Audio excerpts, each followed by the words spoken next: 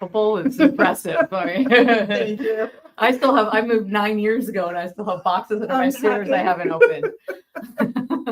Hello, everyone. I know, I'm back, and the sound sucks. Sorry about that. We will work on that, but I'm just impressed we're here at all because the last hour and a half has been, technical nightmares. But I have the delightful Varla Ventura with me, author extraordinaire, entertaining, fun, fact-filled books, which we're going to talk about in a few minutes. I've got some samples, and she has signed them. You're going to want to come and grab the copies we have now because they're signed by the author. I love that. In the meantime, welcome back. Hopefully you'll find us on the rebound. We have been down because of some issues with our internet provider related to our move. Y'all remember we've been talking about we moved just like 5-6 blocks up Central Avenue toward the edge of Minneapolis. But we're still in Minneapolis. So we're at 2520, thank you. 2520 Central Avenue Northeast in Minneapolis. And of course, we're still at magusbooks.com. So check us out there too. It's always fun. We've got a ton of new stuff in. Huge book order has come in. I have nothing here to show you. Why? Because I have been slaving away with technical difficulties. So I'm just going to give you a few highlights. Dowsing rods are in.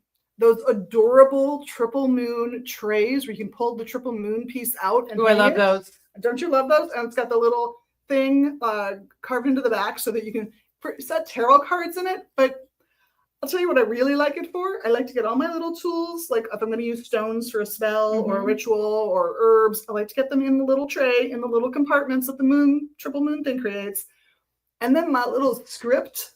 Oh, I love that. That in there. Oh, that's such a great idea. Yeah. I love that. It's simple. You just need a little tag board, it's something a little heavy paper. And then you're not like, do I remember the thing I wrote for the spell? Do I? Oh, no. So instead of concentrating on remembering something, I can concentrate on the magic. All I have to do is look at the script and I can just dive in, and I love it for that. That's a great idea. It's great. I love that. It's great for the tarot cards. Don't get me wrong. It's also great if you're going to get the tarot cards involved in your magic, not to a reading, but where you're picking out the specific cards you want. And that's the intention you're adding to your spell. Then I love it for the tarot cards. Yeah. I think that's lovely. And everything's contained in like one nice spot that you can purify before and after. And I love that. Yes. So I love those.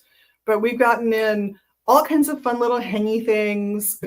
I saw quite a few fun hangy things out there, actually. Beautiful. Many beautiful, fun hangy things. There's a ton in the window that are like wire and beads. There's also some stained glass. Yeah. Yes, we have a new stained glass vendor I'm very excited to work with.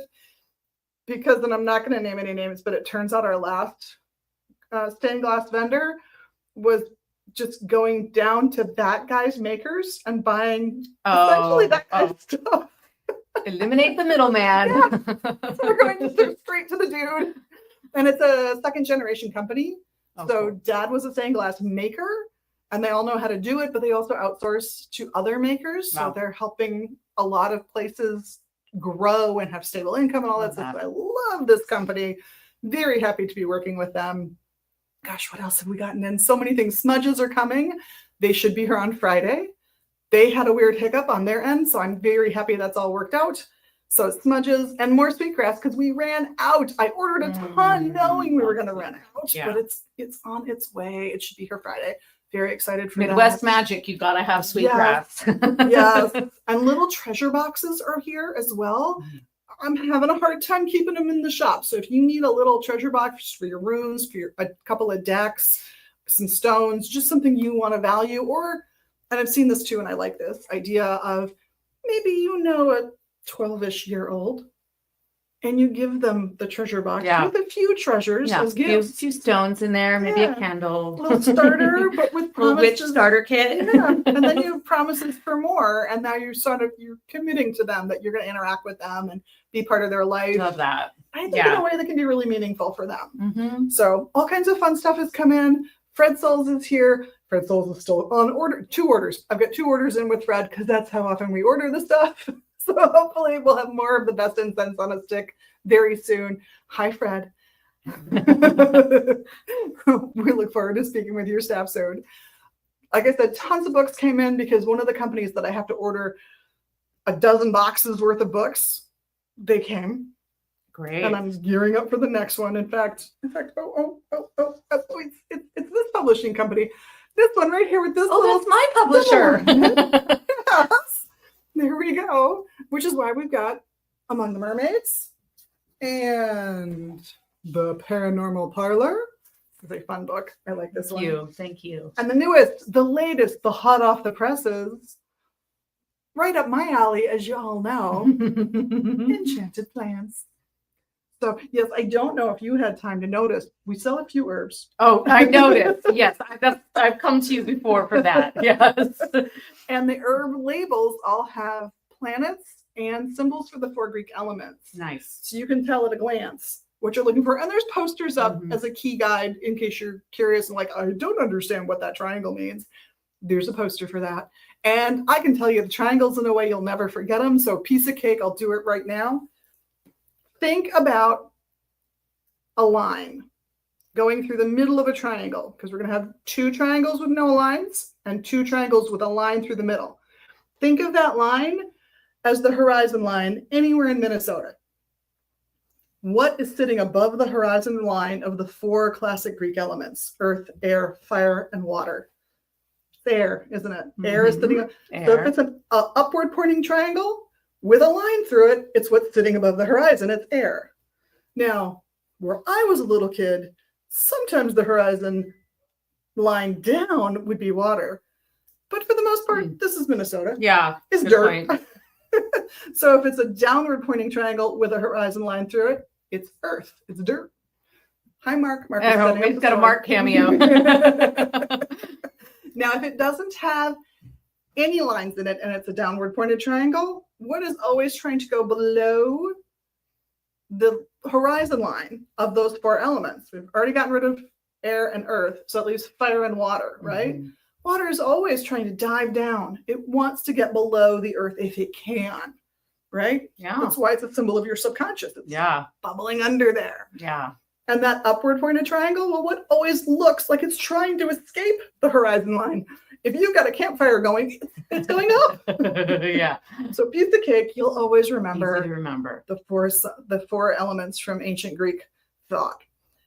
The planets also have their own symbols, and we can get into the symbolism of that, but that's a longer piece and for another day. And I have a wonderful article from a privately published zine, just gorgeous with information on it. And I might have to refresh my memory on that article and share some of that information with you all. I'm not going to name the magazine because it was privately published, and I'm not going to name the author because they didn't ask to be public about this kind of work. Ah, interesting. So, intriguing. You must come in the store to get the information, get the inside scoop. Yes. So I will perhaps at some point, I think it was, I'll call them Lady D wrote this article. So if you know me personally, you know who I'm talking about. And if you don't, that's okay. It's the information that matters, not who wrote it. That's just the gossipy part. But we're really here to, oh, wait, I should do events. Sorry. Let's talk events. So Saturday, August 2nd, I'll be wrapping up year 1 from last fall. I just read that comment. Sorry. Inappropriate comments are coming in. Yeah, it's true. It's all right. It's true, We're it's used true. to it. So, we're women. But I will say the first Sunday of the month, we'll have our entheogens class starting up again. That is always a hoot. I'm thinking about doing the worst tasting one because it has some really cool visual effects. Ooh. And if you've not heard of the class before, we are basically offering you for free a baby-sized beginner level dose. Hi, Mark. Mark again. To test taste and to experience for yourself while we talk about the tech of the herb, the mythology and the folklore that we know about the herb, where it comes from, why it was used, how those people valued it. Sometimes these herbs are heavily associated with things like ancestor worship, sometimes about speaking with whatever deity they work with, often for healing. It's often a shaman's herb used to help people heal because the shaman's out of ideas and they really need to ask a higher power. That is not always, but frequently one of the uses for some of these herbs. So we'll talk about all of those things. We'll take a little break, and then we come back now that the herb has had time to sit in your body and affect it, we go on a little guided meditation because it's only a beginner level dose. So we really want to push that little baby dose as far as we can to see how well you respond to it, because different people prefer different entheogenic herbs. There's just no two ways about it. It depends on your chemistry, not the herb's chemistry necessarily.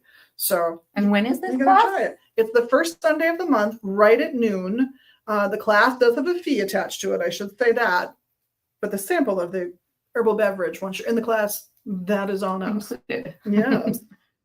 So it's a fun class, and there's pretty much something happening every Sunday. So the second Sunday of the month is the Tarot Lab with Nancy Antonucci, always packed. It was so full in this room this last class because we had the first one at this location. We will have an astrology. Great space. Thank you. Yeah. Yeah. To do that. Hopefully we're getting it finished, or almost finished. We're getting it finished up soon, I hope. The penguins that you all Were they saw, here? they were here. They were- Yeah, they'll be leaving. Yeah, I Sorry. figured. Yeah. You guys probably saw some of those in backgrounds in old videos. I'm so sorry, but they will be going. They're adorable. They're singing, but we're not a music school at this location. Oh, is that what used to be here? Yeah. Okay. I was wondering. We were sitting in 2 practice rooms. Yeah, That's what nice. we were Well, sitting in. good sound quality in here. Yes. So there we go. And a lot of double walls because of that. So it's a So you little can more really soundproof. chant and don't have to worry about who's out front. Exactly. It's a little more soundproof than it would be anywhere else. So that part's always fun. She's always good. It's always a fun class. You don't have to know tarot or even own a deck because she has lender decks. She'll borrow you a deck. She'll lend you a deck while you're here for the class. And it's not a lecture, it's exercises. So she's helping you get to know your deck better. So whether you are a beginner or an advanced reader or anywhere in between, you're going to get something out of the class, which is really useful. The following Sunday, we usually have an astrology. Now, Nancy's class and the astrology class with Adam Walter, those are both by donation classes. So we do ask for folks to pay what they can and what they feel the value is, and it really varies, but it's all part of the fun. And the 4th Sunday of the month, we'll have the palmistry class, as Chris, our palm reader, will actually be here on the 4th Sunday. He's cut down to just once a month. He's having a blast with it. And we're thinking he's probably going to go to St. Cloud as well and go up there once a month, potentially. He knows so much about palmistry. I mean, I can give you a palmistry 101 class. He can give you palmistry 2.0. Oh, easily. 10.0. Yes. And he loves it. He's desperate to pass on the information. He so wants everyone to embrace this art form that he values and loves so much. So I do recommend his class. The last Sunday of the month, whether it's the 4th or 5th, we also do a little Reiki share. So if you want to come and meet up and do a little Reiki trade, I'm all for it. I'll be here. It's always fun. That's always at noon. These other classes, the tarot, the astrology, and the palmistry, they're a little bit later. And if you've been thinking about taking the big herb class, year 1 is going to meet on Tuesday nights starting in September. So you'll want to sign up whenever you can. Full payment due by first class, but you can break it up before then as you need to. But I think now I've run through as many announcements That's as I can think amazing. of. That's just Great. off the top of my So head. many things to look forward to. So I got to ask, what led you to embrace your herbal side? Yeah. So enchanted plants. So I'm actually a super big plant nerd and have been studying plants since I was a teenager or even younger. Nice. Love walking around your shop and looking at all the books that I've either been read cover to cover and they're battered up, or I've worked on those books in some capacity. And so it's really, really amazing to see that collection. So I have been interested in plants really since I was a kid, but as a teenager, I really started gravitating toward more of the herbalism and magic aspects of plants. And then I went on to work in horticulture this is my first jobs were in nurseries, plant nurseries. I worked as a landscaper for years, and I studied a lot of anthropology and ethnobotany in college. I did not graduate with any kind of degree, but I just took all the classes that I wanted to. So I took all the botany classes, all the anthropology classes. So it's funny because when you went to learn. I went to learn, yeah, and learn I did. And it's funny because when I was getting this manuscript together, I found this paper that I had written 20 years before. that was about a couple like different aspects of, I can't remember, it was a not for botany, it was for an anthropology class, and it was exploring the ethnobotany of some local herbs. This was in the San Francisco Bay Area, so it was kind of exploring that.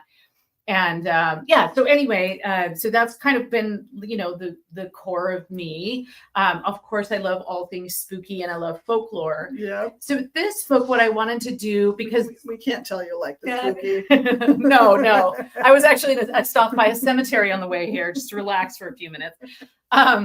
And I saw another one right up the street. I'm going to go check that one out on my way home because that one was beautiful. I should have just trusted my instincts and just continued driving here. I knew there was going to be a cemetery near the shop. And I was like, why did I veer off my course? Like, just trust my instincts. But so with this book, so as you well know, there are so many wonderful books on herbs and plants, and I love them all. And plant people, herb people, we love them all. From the ones that are more about witchcraft to the ones that are really just breaking down, where they grow and how they grow. Yeah. So I love all those books.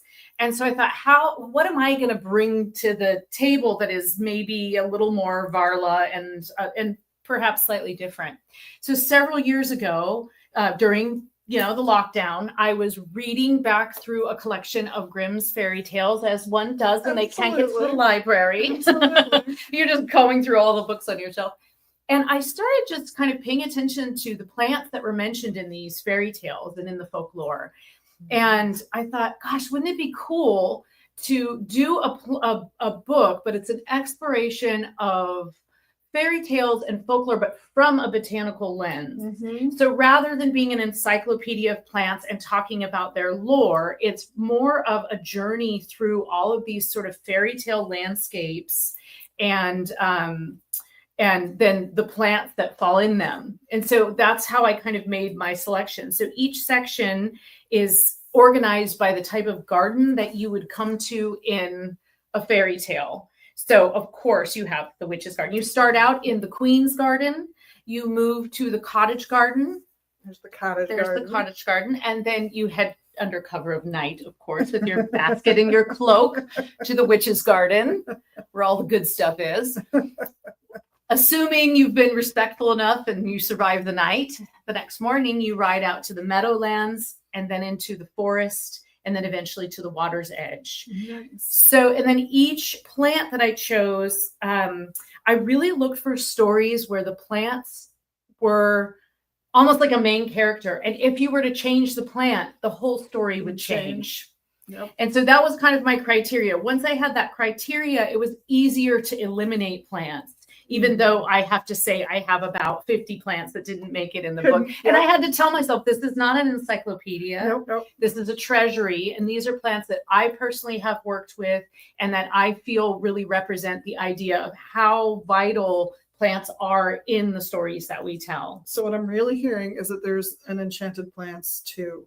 Oh, man. I mean, I have enough for one.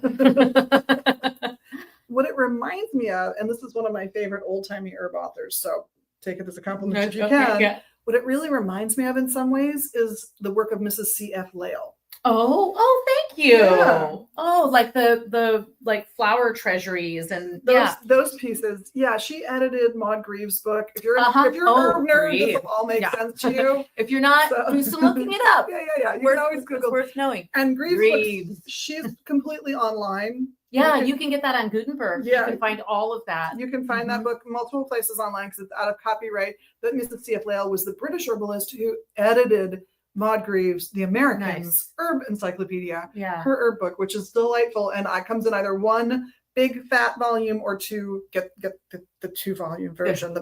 It's easier to fit in your purse. And the big fat one isn't bound very well. So good to know. Yeah. You want the 2-volume set if you can get it. But it has that kind of, I mean, just as I've been digging through this, it has the sweetness that I love about Mrs. C.F. Lail's work. Yeah. She's delightful.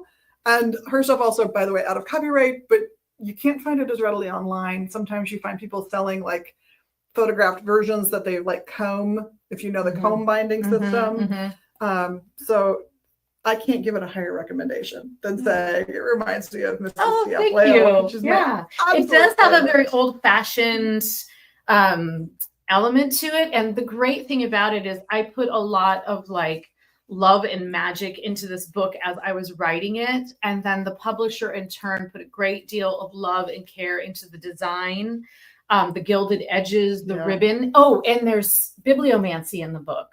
So the ribbon, which we haven't moved from yours, the ribbon is actually appears in different places in different books. So let's see, yours is in, yours is in Corn. Nice. Oh, interesting. No, that you're the first Corn. No. Yeah, that's very interesting, but appropriate for where we are.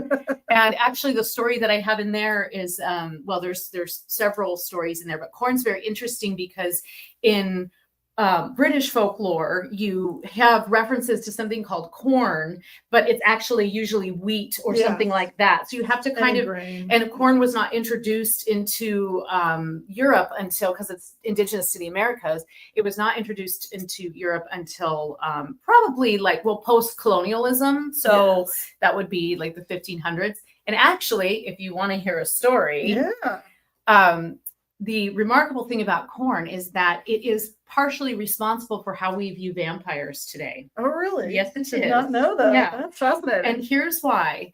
Corn, again, indigenous to the Americas, it contains a great deal of niacin. And there's a process called nixtamalization. I think I got that right. And that's basically where you add either lime or some kind of ash to the corn that you're cooking, and that helps release the niacin. You don't have to do this every time you cook corn, but if corn is your primary food, you do need to do this. Yeah. So indigenous groups, Cherokee, all around the country, actually, Ojibwe, this is very common that you would put some form of ash, often just burnt tree. Sometimes it was an ash tree. You'd literally put it into the pot, and that would help this process. So, so it would just be a tiny bit of the flavor. Because really you're looking for a little chemical reaction. It's a chemical reaction, exactly. Yeah. So the colonists come, they start growing this crop, and then it gets reintroduced back into Europe. And guess what? They didn't listen to the indigenous wisdom, and they left out this very important process of breaking down the niacin. So in Italy, which is notoriously a poor country, especially in the 1600s. And embraced polenta, so embraced Well, exactly. So corn immediately took to that Mediterranean climate, and they could grow this massive crop and get all of this food for really everybody could grow corn. So that's great. That's a great use of sharing foods. However, without this breakdown, it was causing people that was their primary food source to develop niacin deficiency, which is a disease that was called pellagra. And guess what the symptoms of pellagra are? Could it be sensitivity to sunlight? Yep, sensitivity to sunlight, a pale demeanor, hallucinations, bloodthirstiness, delusions, anger, and crazy sores all over your body. And actually, if you want to get real into it, if you look at some of the older drawings, and pellagra was actually like a problem in the southeast of the United States for a while in the 1920s or so. But if you look at some of these images, you get a very Nosferatu looking character. So this all fueled the vampire craze, which took place especially in Italy during this time, and which of course our god Bram Stoker knew about this and combined that with the lore, the Irish lore and the lore from Transylvania, and created this what we kind of think of as modern vampire. So I love that. So that's a great example too of a story where if you were to, that there's a bunch of corn stories that I have in there, but it's just this plant, it has this amazing little backstory to it. And every plant has a story. So I had to really kind of like control myself and say, okay, of course, every plant has a story, but now I'm looking for kind of even classic fairy tales. And finding the plant that's at the center of that. And another example would be if I were to ask you what plant you associate with Cinderella, what might you say? Ooh, pumpkin. Yeah. I would have said pumpkin too prior to my research. But really, Cinderella appears in the chapter on hazel. Because prior to, again, pumpkins are indigenous to the Americas. New World food, Yep, New World food. So prior to this being introduced to Europe, So the versions of Cinderella that we have that have become adapted to the Disney version, those are the Perrault versions, the 17th century French writer. By then, pumpkins were like, yeah, I mean, they look so magical. Of course, they became integrated in all of these fairy tales. But the story of Cinderella, or Aschenputtel, goes back centuries and centuries in the oral tradition, especially in Germany. So you have actually at the center of that story, Hazel. And what happens is Cinderella's father brings her home a branch of a hazel tree, and she plants that on her mother's grave. Right. It grows. It's full of enchanted birds and magic. And it's actually that tree that provides her with the gown, the shoes for 3 nights of the ball, not just one. Yep. And it's that tree that they pass under with the false brides, and the chanting from the birds alerts the prince. So, and that also, of course, led me down this whole path of Hazel being associated with the dead. Yes. And with work with ancestors, which was just obtaining blessings from ancestors, that kind of thing. Yes. Which is exactly what's exemplified. It's exactly. Completely amazing how that folklore stayed in those stories. Especially if you just peel back a few centuries. You peel back a few centuries and you learn to read between the lines, because the other thing that you have, and I encountered this a lot when I was doing like fairies, pukas, and changelings, or the Banshee book, or even the Mermaid book, that, you know, you're looking at a folkloric record that's been translated. It's been recorded often by men of the cloth during the Victorian era, who were people who had the education and the means to go about collecting these stories. This includes William Butler Yeats. I mean, his father was a reverend. The Grimm brothers did. The Grimm brothers did the same thing. And for me, they're the beginning of the end, only because I love that. The first version was ethnographic. Yeah. And then they edited it.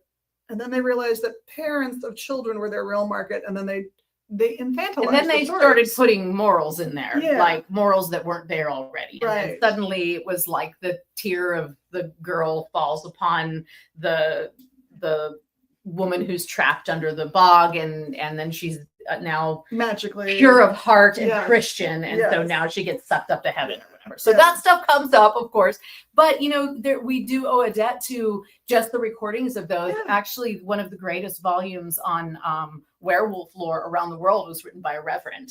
Oh wow. Yeah, and he Sabine Baring Gould is his name. He actually is most famous for having written Onward Christian Soldiers. Oh, wow. But he was a reverend, and he was traveling around, especially Scandinavia and up into the Nordic countries. And he was very interested in cultures and how they approach things, being a religious person. And so he wrote down and recorded all of this lore around werewolves, including like lycanthropic streams and all this stuff. So it's biased. You can see the bias in there with, like, you know, it's pretty clear, but it's still a very, like, something that was written down that up until that point had only been oral tradition, and you know, may have been lost in that process. Yeah. And it's great that it's written down, even if the author is going, okay, I have this recipe that I've just got. Now it sucks. It's evil. It's awful. You don't want to make it, but you take flour and butter and some sugar, you combine them, and you make a sheet, you stick it in a low pan, you pile fruit and sugar in it, and then you do it again on the top with that flour and water and butter thing, and throw it in the oven for a while. It's evil, it's awful, it sucks. You should never make it, but I have recorded the recipe for you. Just in case. Yeah, just in case. You might need to know where the evil comes from. Or like all those recipes where witches would put ingredients in there that were code for other things. Yes. Like, come on, they did not put the fat of babies into the vat. No. That was not a thing. But it was a great way of saying, like, hey, if you don't know what this is, don't mess around with this, because it is hallucinogenic. It is psychotropic. Exactly. You should only use it topically. That's why you need fat in the recipe. Yes. So there's great, all these like kind of hidden meanings in those. And people get themselves in trouble. Even there was an herbalist in the 20th century who, her name was Jean Rose. Oh, Jeannie Rose. I love her. Yeah. And she wrote about a flying ointment, San Franciscan recipe that she tried out. Oh, yes. I remember that. That was meant to be painted on the nails. Oopsie. So that's how strong it was. It needed your nails as a barrier of entry to your body. And she went under her nails. which meant really soft tissue with lots of blood vessels right there. She had a hard time for a few days. Coming back from that. Yeah. 2 days. She flew. Let's just say she flew. I used to trip. live around the corner from her in San Francisco, actually. And I was sort of like Wonderful. slowly stalk where I thought her garden was. And yeah. She had all kinds of fabulous stories. Oh, yeah. Well, so now they make us put disclaimers in books. Yeah. So my publisher asked me to write a disclaimer for this book. And my disclaimer was, I could read it to you. It was basically like, don't be an idiot.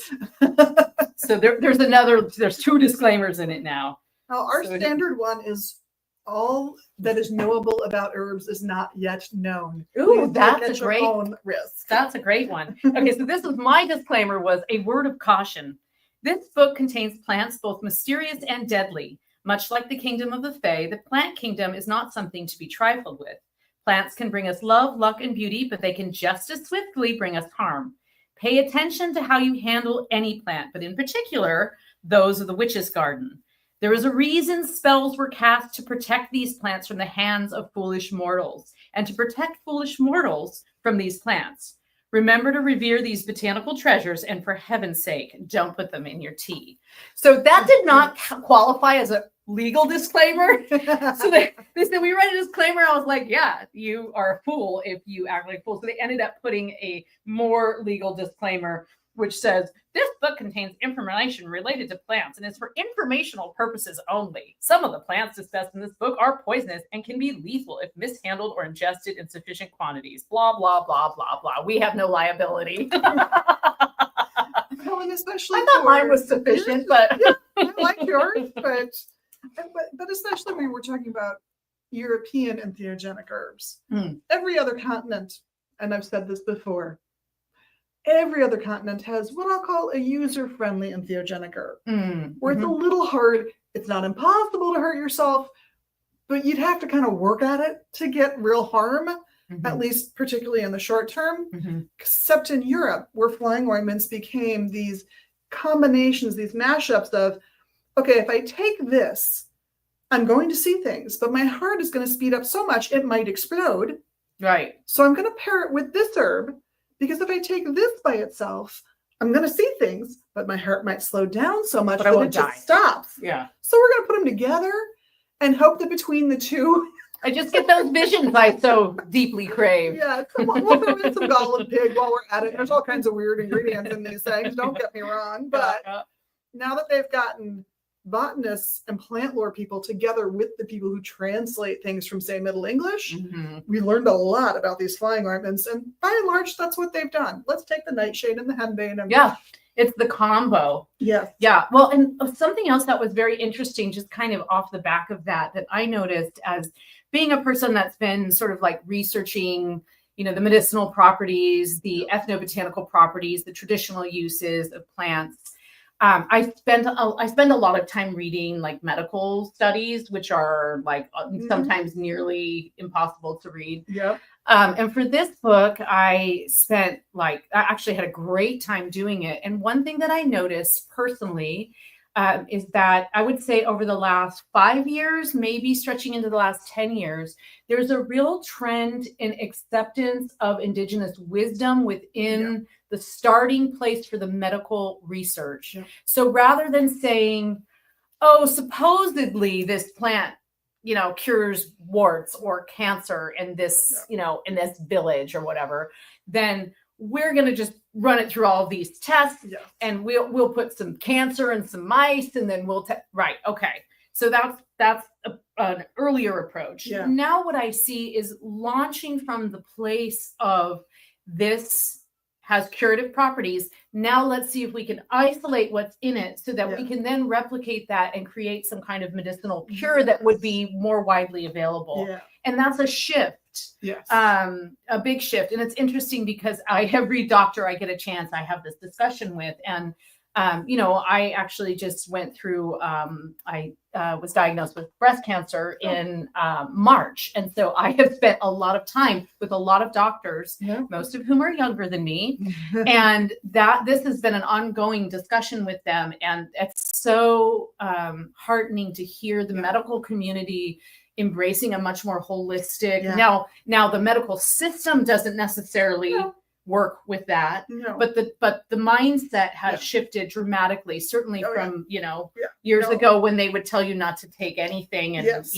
and would, Yeah. you got to bring in what you're taking if you have to take like really strong medicine. But Right. overall, like that shift has been really, it was a pleasant surprise for Good, me to see good. that. It's been, I know, working with my cancer clients over the years, there has been this, and it's not a universal shift. No, We'll still no. get the odd person whose oncologist is completely against whatever we're recommending, but the recommendations are all based on, does it make the therapies you're using more palatable so you can Mhm. endure them better and really do the full cycle of, say, that particular type of chemo, because sometimes they have to get cut short depending on the person's health. Mhm. Or so does it make it more comfortable so you can endure it better? Does it make it more effective? Or is it something that starves your particular cancer of a particular kind of food that it likes, Mhm. or prevents the creation of, it's called fibrin, but the network that your capillaries use to basically string their way Mhm. to where they're going. If you can prevent the production of fibrin, you're going to cut blood off. You're not going to let that cancer get more blood. You're going to be Right. depriving it of the food it needs to grow at the pace it wants to grow at. So I am not saying any of those things are going to fix your cancer, but they're going to slow it down. but the and make it other more the comfortable. other aspect is like the immunosupport and Yeah. also the psychological aspect, because the best thing you can do entering into what might be like one of the worst situations, one of the worst situations of your life, is to go in it with the attitude that you're going to make it, Yeah. and that And that you're you not have- and going you to have some feel power. and that you have some agency, because you Yes. feel like you don't have any agency. So then it's like, oh, well, if I Yeah. have something that I can work with. And even, I would say, even just working with plants on a visual level Yeah. can be sufficient. If you've got an oncologist who is very much like, nope, I don't want to have, any of these any of these reactions with Yeah. this, which, they actually, like during radiation, they want you to be very, very careful, because they actually want you to absorb. You need to absorb the radiation. Yeah, So you don't want to do a lot of cleanses or No. anything like that. Yeah. You want that radiation to stay and be effective, as Yeah. difficult as that can be. As uncomfortable So, as that is. yeah. So yeah, we It's want to interesting. make those situations comfortable. We don't want to work against those Right, those right. treatments. That's important. Mhm. Yeah, very So, much. Yeah, I am going to say, if you are in this position and you are thinking about alternative medicine, see a professional who Oh, understands the herbs and knows the research already. And that might not be your oncology team, and that's okay. Mhm. They all just have to agree to get along. Yes, like I had my doctor, my primary, and my oncologist in a very rigorous discussion about a medication that I take, and which one was was problematic with this like long-term medication that you have to take, tamoxifen. Mhm. And so she was very knowledgeable, and she went in and she looked it up in the doctor's book of what Yeah. contrasts with it. But he is like the next level of that, and Okay. knows from 25 years of experience. Mhm. So he was like, nope, you should do this. And then I brought in all my, this is what I take on a regular basis. And he was like, I want you to stop taking all of that, but that one's okay. I was Yeah. like, okay. Well, yeah, sometimes these supplements will feed the cancer. Mhm. They will do the opposite of what you're looking Yes, to do. for example, I had estrogen receptive positive breast cancer. Okay. So herbs that ease some of the symptoms that women feel as they're going into menopause, or like any of those things. I don't want any estrogen projection, like no increase of that. So but I knew that going in, and I wasn't really taking anything like that anyway, so it was fine. But I think that's, people can work against themselves. They can. But nonetheless, even if you do see an herbalist, you can talk with them about herbs that could help you. And plants are powerful. Yeah. You can have that in a cauldron on your altar. Yes. You can have the smell of that Mhm. plant near you, and Yep. that will be just as effective and possibly better for you than having to actually ingesting Yes, it and taking it as a medicine. You can take it as a, plants work with us like that. Yes, yeah. They're So, multi-dimensional. depending on what plant They you're check talking off about, all what the need elements, is. right? Yeah. They got earth, air, fire, and water involved in their process. Exactly. So. And I absolutely had clients where I said, I know you can't take this herb, but I need you to work with its energy. So go pick a leaf Yeah. because it's big and just thumbtack it over your bed. Well, that's the level of use I want. That's a great way to work with some of the poisonous plants Yeah. as well, is to work with them more on a visual level, Yeah. because a lot of people don't know how to handle them, Right. but they want to tap into the power of those plants. And I'm not saying you're not going to inhale a little bit of that herb, but you're going to get so little that Contact. your system will Contact high. handle it. It's not the same. We've all been there. Yes. It's not like eating it, so it matters. Yeah. Or you balancing. This herb has some of those properties that maybe you're not looking for, but it's got 7 chemicals that Mhm. specifically work against what you're dealing with. Yeah. Now you have to make a decision about this, and it takes some education and some research. Well, and that's the some- sort of base of homeopathy, right? Yeah. That the thing that causes the symptoms in large doses can treat the symptom in a because small it can dose. train the body Yeah. to respond. Even I think you can get that even with essences. You can Yes. get that to a certain extent, like just to be able to like tap into the power of that plant Right. and that herb, and just be able to Right. like reconcile something with it and ask it for help. Yes, it's where vaccinations come from. Right. I mean, Right. homeopathy is All- exactly what All led to medicine. vaccines. I think. Yeah. I mean, With the most exception of medicine. the first chickenpox vaccine, which comes from traditional Chinese medicine. Mm. And I'm just not eating someone's chickenpox scabs. oh, me Yeah. either. Not doing that. Me either. I've had chickenpox like 3 times, and Oh, I've been wow. vaccinated. Yeah. Oh, Yeah. I've had it once. I had the So- traditional one time, and I've not had shingles or anything recur. Yeah, Thankfully. I don't know. It's like one of those things, like whenever they say, well, for most people, I've learned that doesn't apply to me. Which I just take that as a compliment. I mean, what can I do? I am who I You're am. unique, you're special. What This can you is do? true. Yeah. It's one of the reasons we don't make recommendations for herbs over the counter, is because, like, I don't know. Yeah, you your gotta get. body. Yeah, you need a consultation. Yeah. And so the staff is like, no, we can't. Legally, they can't do it. And I'm like, well, no, because if you had a cough, and anise was wonderful, and it helped your cough tremendously, which is one of its traditional folklore uses. Mhm. You're excited about it. Someone else comes in with a cough, you recommend it, but their cough is the opposite of yours by symptoms. Yeah. The only thing you have in common is that you're both coughing. Yeah.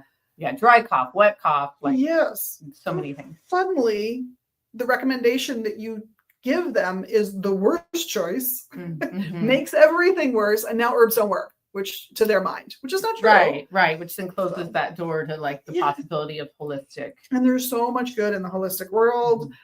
Now, see your oncologist if you need I will not see you, by the way, if you are diagnosed with cancer and Yeah. you're not under an oncologist care. Yeah, you That's need to be. You my absolutely standard. need to be. I'm telling you, those doctors, and the thing is you get multiple doctors. Yes. You get a a radiation oncologist, a regular oncologist, a surgeon, a reconstructive surgeon. You get a whole team of nurses. You get a Yep. whole team of support staff, Yep. which is amazing. Yes. And I'm happy to say that my oncologist said I can consider myself in the cancer-free stage. Yay!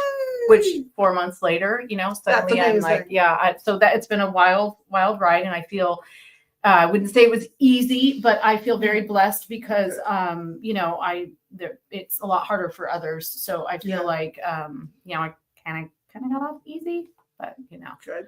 Huh. Well, my phone is. I or think someone's I phone think is it's mine, buzzing. and I'm sorry I didn't put it on Do Not Disturb. That is quite all right. 'cause Probably it's my best friend calling me. reminding me to pay attention to the time Oh, and yeah. acknowledge that we have to go. Sorry. Oh.